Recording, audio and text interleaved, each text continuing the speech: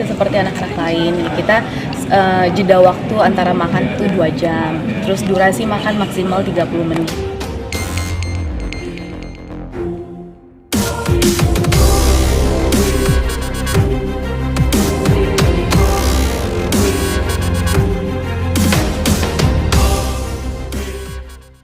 Tadi sempat dibilang bahwa Isa ternyata suka banget sama tempe nih dari bayi di kandungan sampai sekarang lahir. Itu sebenarnya makanan yang sederhana tapi sehat ke Isa sendiri seperti apa sih? Cube Nusantara kayak turunan dikit.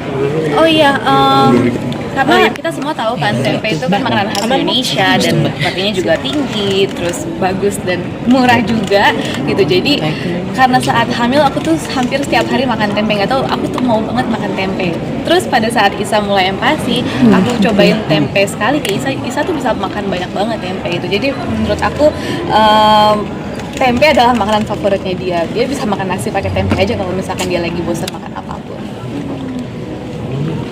Selain tempe apalagi nih?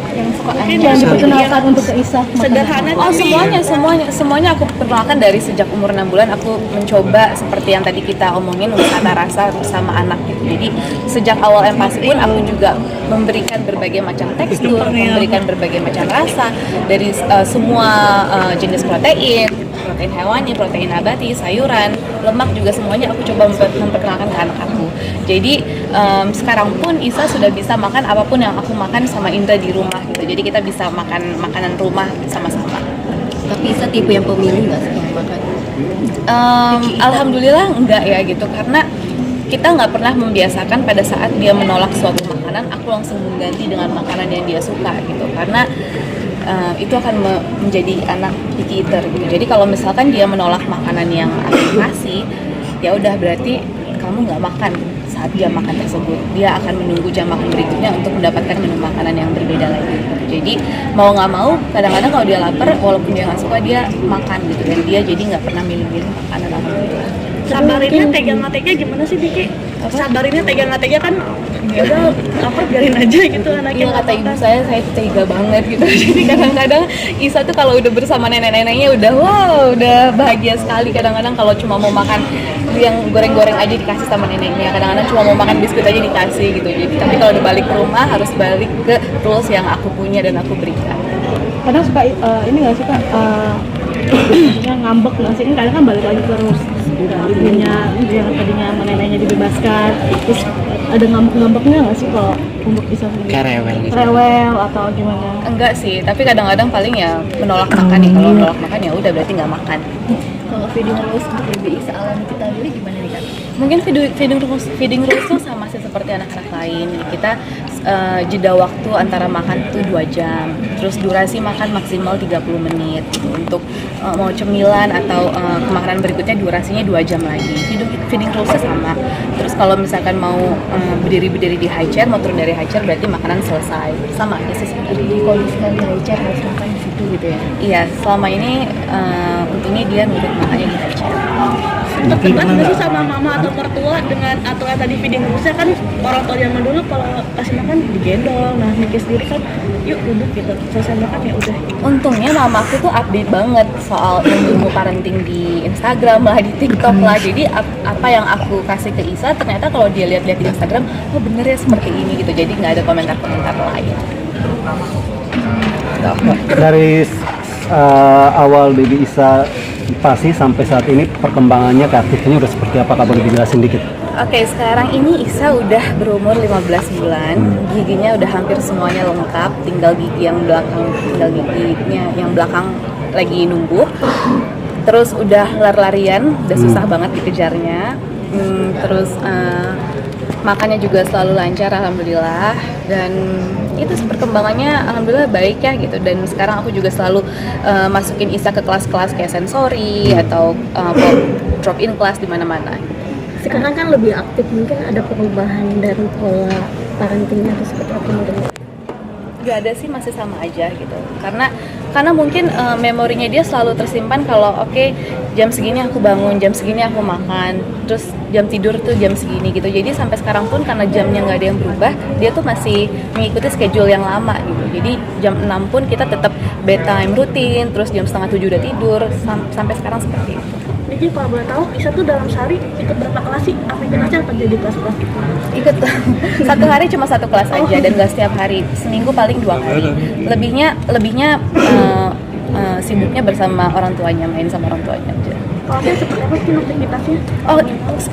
Kalau di kelas aktivitasnya tuh kayak baca buku sama-sama, terus kayak makan siang di meja sama anak-anak lain, terus sensory play, terus denger musik, main musik gitu-gitu. Ada satu sehari tuh berapa jam? Apakah ditemani juga sama Niki atau Niki meninggalkan? Oh, aku temenin kalau kelas kayak sekitar 1,5 jam. Niki bicara soal mungkin sebentar lagi Hari Anak Nasional. Kakak sendiri memperingati Hari Anak Nasional seperti apa dan memilikinya seperti apa?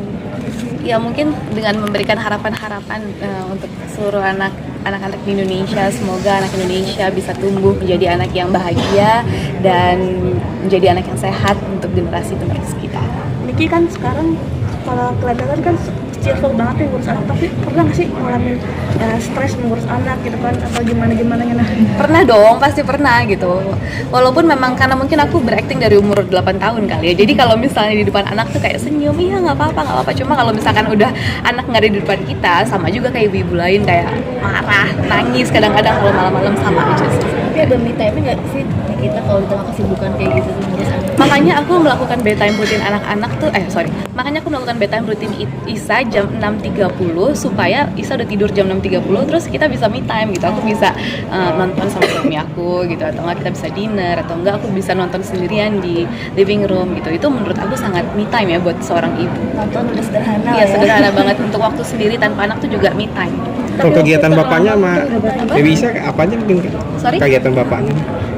Karena Indra tuh selalu berusaha dinner di rumah sama Isa. Jadi kayak jam 5 dia tuh udah pasti di rumah untuk dinner sama Isa. Karena kan jam makan bersama anak itu bener-bener sangat bermanfaat sekali ya. Terus kalau hari Minggu kita tuh pasti family time, kita bertiga bisa pergi kemana.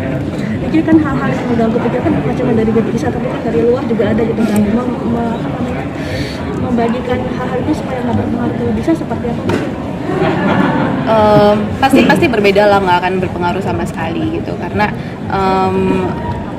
dua hal yang berbeda aku bisa tidak menggabungkannya tuh bisa.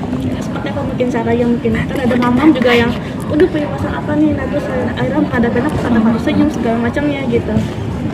Ya menurut aku sama aja sih sama ibu-ibu yang lain, walaupun kita mempunyai masalah sendiri, cuma sama anak kan memang harus tetap profesional gitu sebagai ibu, karena kita mempunyai 2 pekerjaan juga kan, menjadi istri, menjadi ibu gitu. Jadi sama-sama harus profesional menjalani pekerjaan itu. Pertanyaan lain terkait dengan empati atau mitos dan fakta terkait empati lagi? Jadi pernah masak untuk Isa yang sulit nggak pas empati gitu, yang agak sulit gitu masak untuk Isa? Untuk masak yang sulit enggak, kan aku nggak bisa masak, jadi kayak aku selalu menyontek resep-resep yang mudah-mudah aja. Untuk nanti di Hari Anak Nasional mungkin ada rencana apa? Rencananya sih nggak ada rencana, paling aku jalan-jalan sama keluarga aja sih ke Singapura. Keren bodoh muda sekarang gitu. Aduh, alhamdulillah banget ya gitu. Sebenarnya aku agak malu karena Lihat kamera aja. karena new moms kan untuk dijadiin role model gitu. Aku pun juga sebagai ibu baru masih belajar banget dengan sesama ibu lain gitu, dan sama dokter-dokter yang memang baik sekali memberikan edukasi gratis di sosial media gitu. Jadi menurut aku kita sesama ibu tuh saling support, kita adalah support system satu sama lain.